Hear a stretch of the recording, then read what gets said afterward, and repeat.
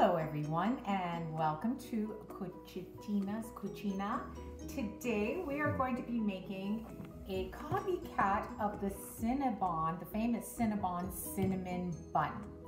So what you're going to be needing today is, for the actual cinnamon bun, we need flour, light oil, so like a vegetable oil, a canola oil. I'm going to be using grapeseed oil, 1 egg, buttermilk, and if you don't have buttermilk, you can make the buttermilk. I'll explain that later. You will need granulated sugar, salt. For the filling, you'll need cinnamon, cornstarch, butter, brown sugar, corn syrup, and then for the frosting, we have our powdered sugar. We're going to use a cream cheese, vanilla, and a little bit of lemon. You can decide if you want to use a mixer. You don't have to. You can do this all by hand. You don't have to have the mixer. It just makes things a little bit easier. This recipe that I'm doing today does take quite a bit of time because I'm using an active dry yeast that we're going to be using for the Cinnabon.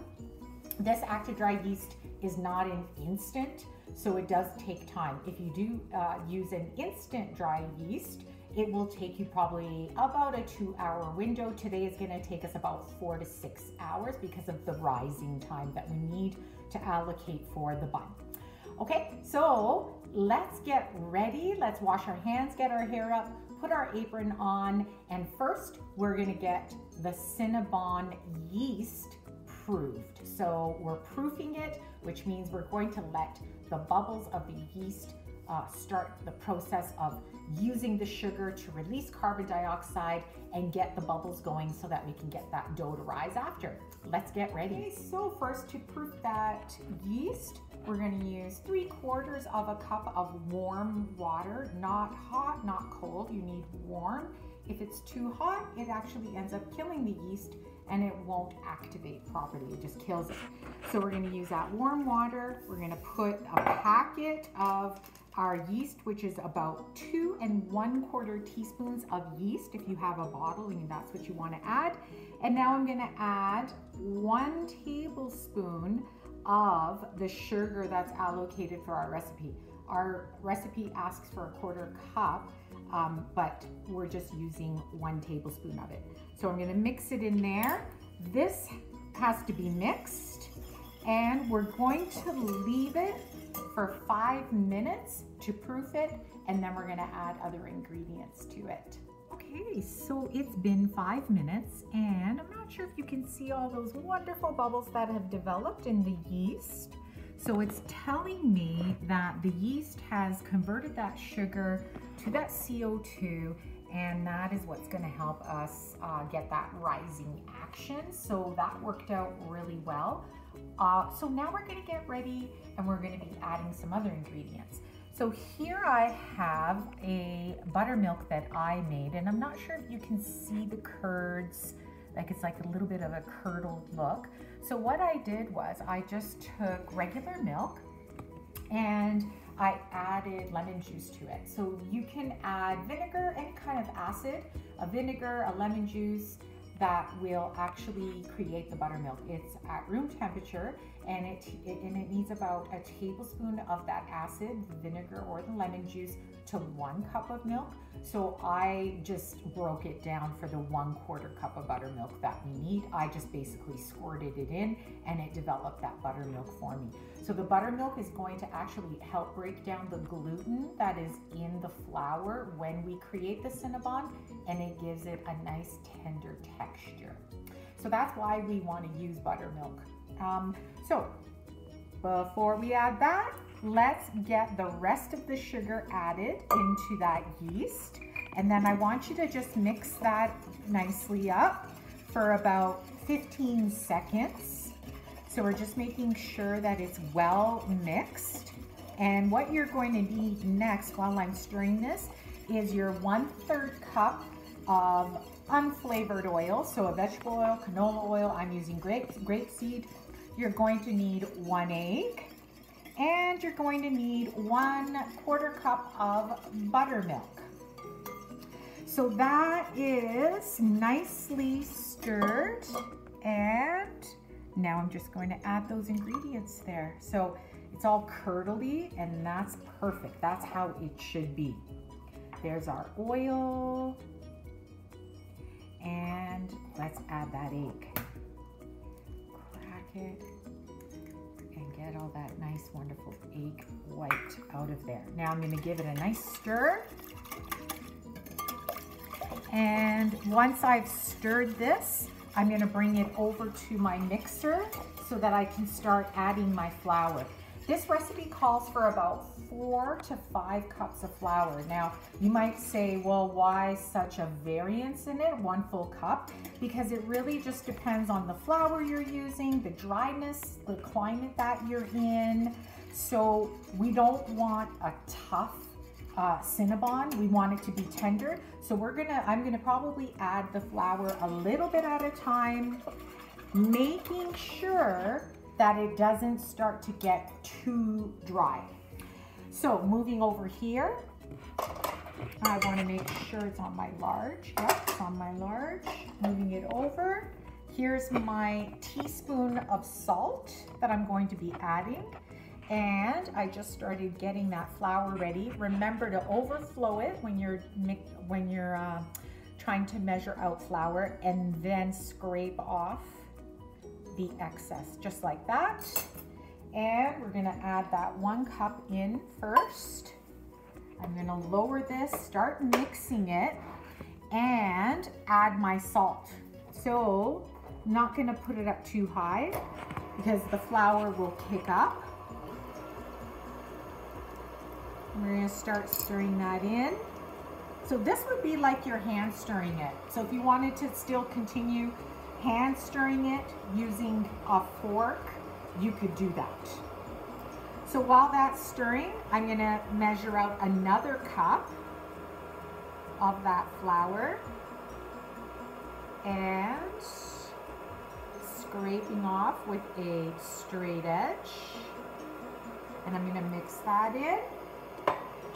Oops. And let's get that mixed in. And once that's mixed in, then I'm gonna add my next cup.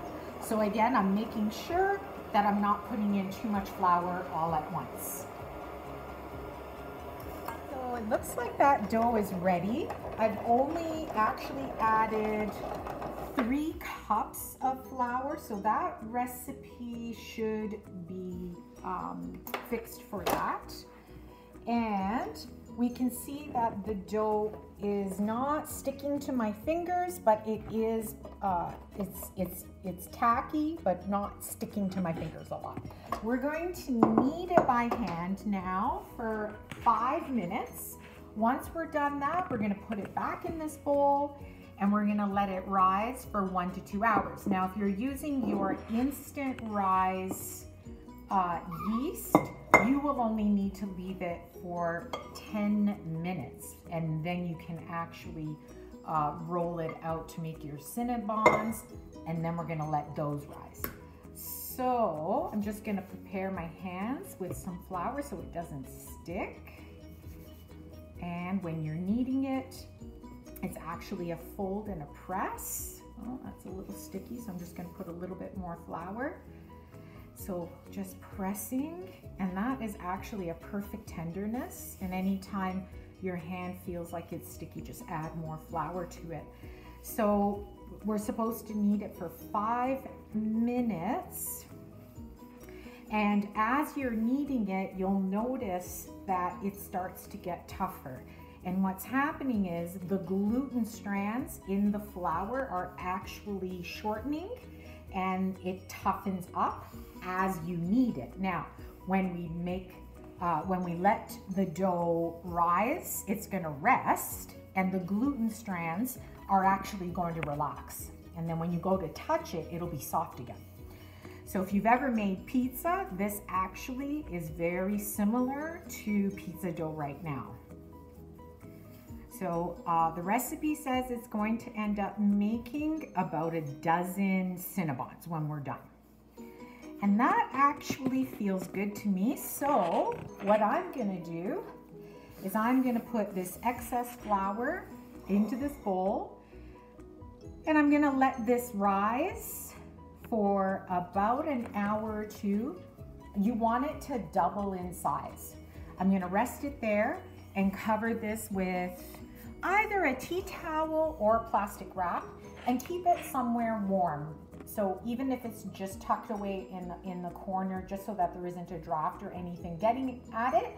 And when we come back, we're gonna roll it out. We're gonna actually put our cinnamon mixture filling everything together. And then we're gonna let it rise in their Cinnabon form before we actually bake it. So we'll be back as soon as we see that this doubles in size, about an hour or two.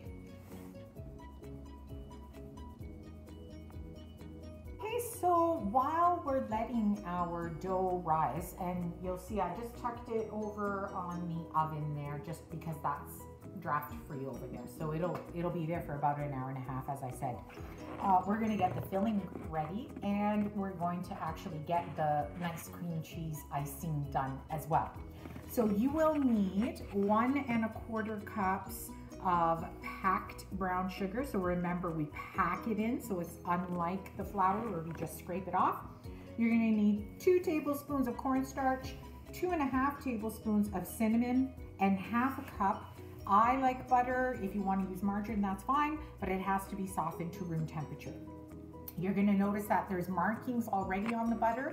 I've just pressed a knife slightly in there to show me the indentation. I don't have to use anything else to measure it if I don't want to. So I just simply open it up. The indentation of where that 1/2 cup is, I just bring it down like that and put it in, okay? So we're gonna also put that brown sugar and 2 1/2. So you can do 2 like that and then just eye it about 1/2 like that, or you could have even used a 1.5 teaspoons to get that 1/2 tablespoon. And then we need 2 tablespoons of cornstarch. That cornstarch, you don't have to use it. It's just to keep it together like a little more easily. It gives it a little bit of structure, okay? And now we're just gonna mix that up. And there's our filling. That's pretty basic and easy. A lot of butter and a lot of sugar, obviously, that's the delicious part of it. So let's give that a mix. And once that's all evenly mixed, we're gonna get ready and do our icing. Okay, so that looks perfect. Been mixing that for a few minutes, and that'll be ready to spread inside the filling part when we're ready for that dough in a little bit.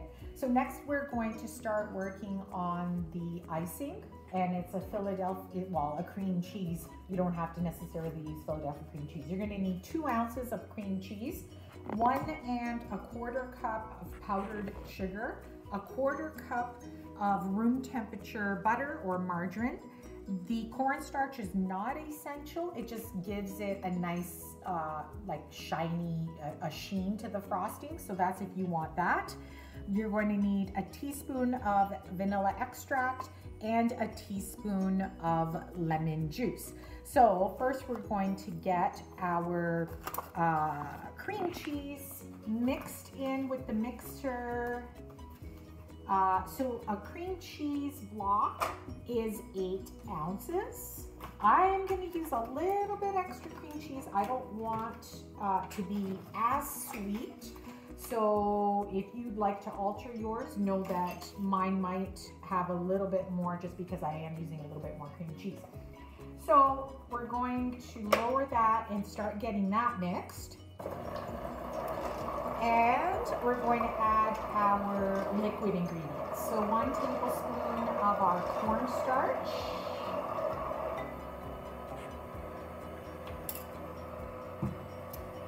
For the lemon, I'm actually just gonna squeeze it in about a teaspoon. So I'm gonna look at it and I can see that that's about a teaspoon, but I stopped the motor just because I knew that the seed might end up falling in there. So if you can eye it, go ahead and do that, or you can go ahead and measure. Next, the 1 teaspoon of vanilla extract. and also our butter. So I use the same trick. I'm using a 1/4 cup. I had it measured from that little label part, and that is exactly what we need. So now let's mix that up a little bit.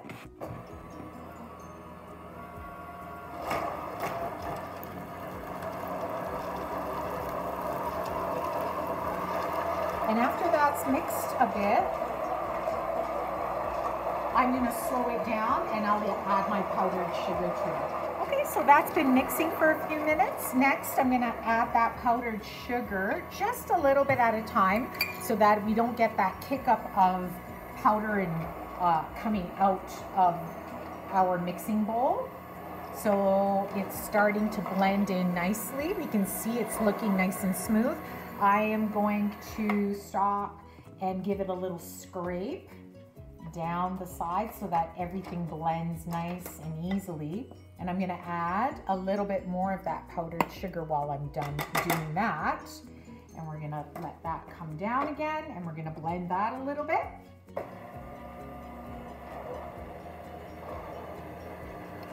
That is looking so nice and smooth.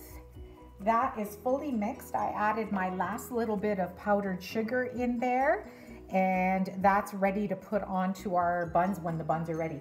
So we can see after it's been about a half hour, it's starting to rise. So we're going to leave that for about another hour. It should actually double in size. We have our filling ready. Everything's ready to put together, and we'll come back and we'll get it all put together in about an hour. So that has doubled in size, beautifully risen. I'm going to take that plastic layer off, just like that. And I'm going to get a little bit of flour on my clean hands, and I'm going to just punch it down a bit, see how it just deflates. And then I'm just going to put a little bit of flour on my clean surface that I'm going to be rolling it out onto. And there's that. Beautiful. Looks really good. Beautifully risen. Now I'm going to roll it out to a sheet size pan. It's going to be about 30 by 20 when I'm done rolling it out. And try not to add too much flour to it. You don't want it to toughen up. So we're going to roll it out until it gets to that size, and then we're going to fill it. All right, so that looks beautiful. Size-wise, very nice. That's about 30 by 20. And now we are going to fill it with our filling. You don't want to take it too far to the edge, maybe about an inch is good, and just evenly spread it out. Now, if you miss a few areas, it's really not a big deal because we're going to roll this up like a log.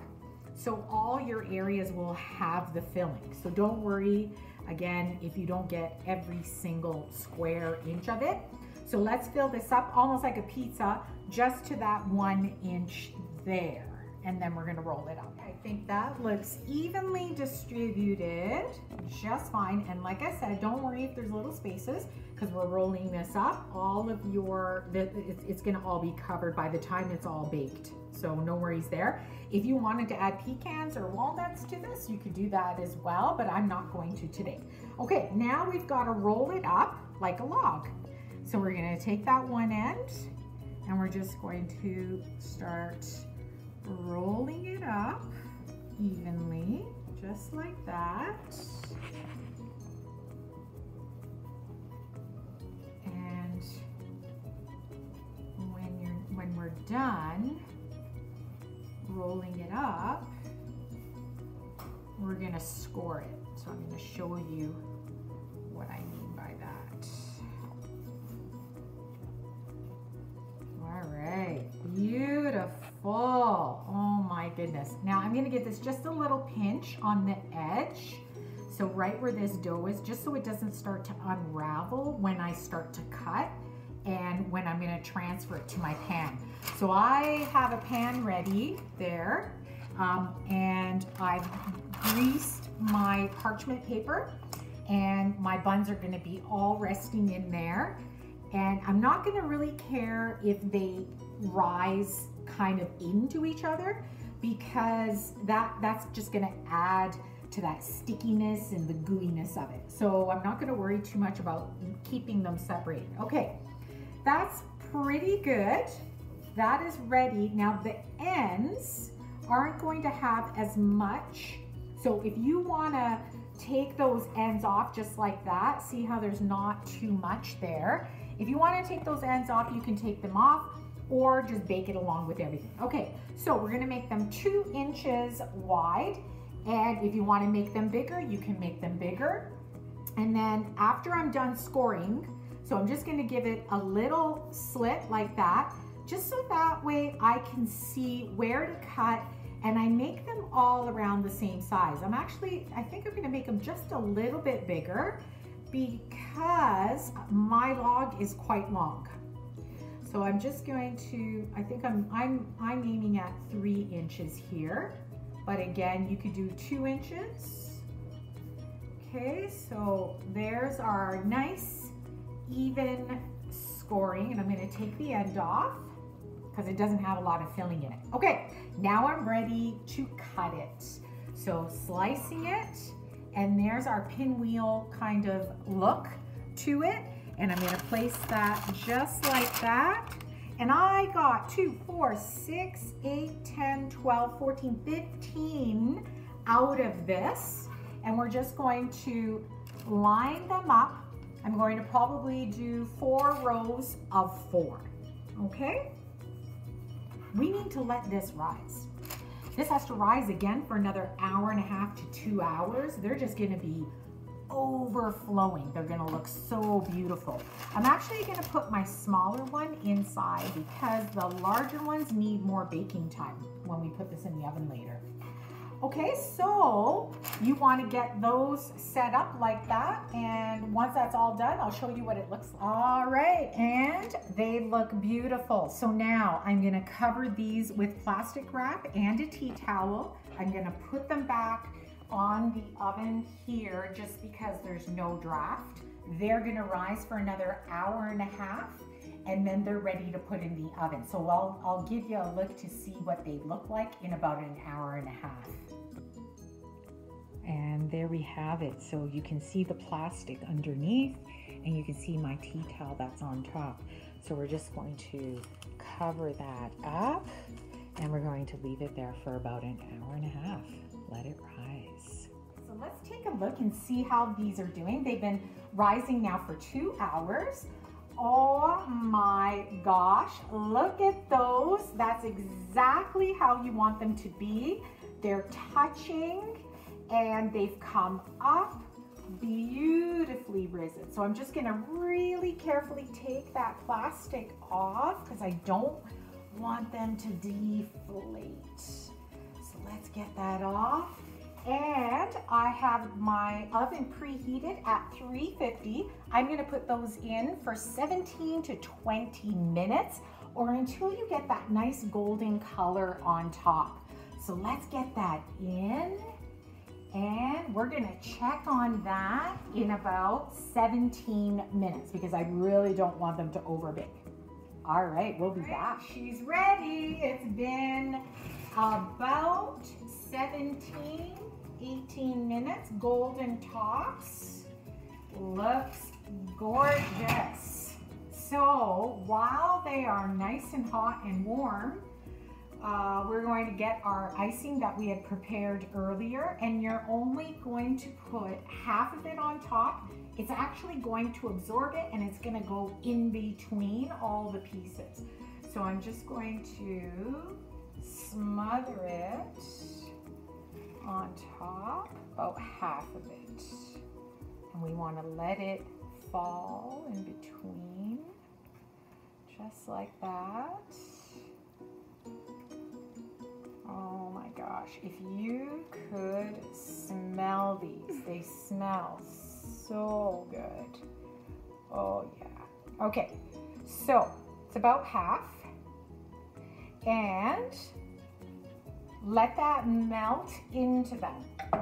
I'm gonna take one out and I'm gonna put a little bit more icing on it just to show you what it's going to look like once it's all done and complete. Okay, I just cut it open to show you how beautiful that looks. We're putting a little bit more of that icing on top. Oh my gosh, look how beautiful that looks.